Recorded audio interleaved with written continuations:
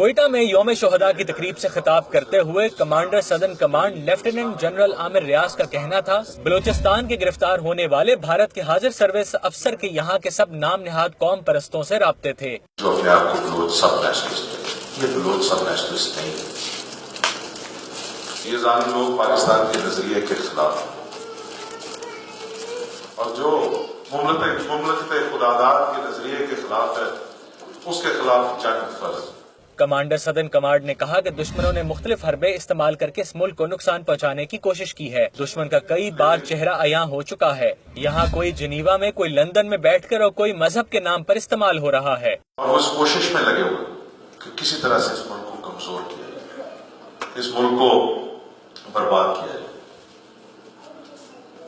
اس لیے اس ملک کے نظریے پہ اور اس کی جغرافیائی سرحدوں پہ حملہ زن ہے۔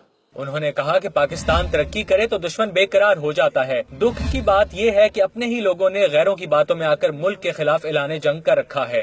ذرا سی بلوچستان کی، پاکستان کی ترقی کی شہید آتی ہے تو ہمارے دشمن بے قرار ہو جاتے ہیں کہ کسی طرح سے اس ملک کو ترقی کی راہ پر نہ چلنے دیں، اس کو روک لیا جائے۔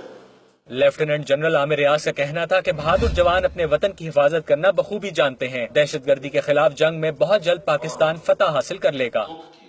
بات یہ ہے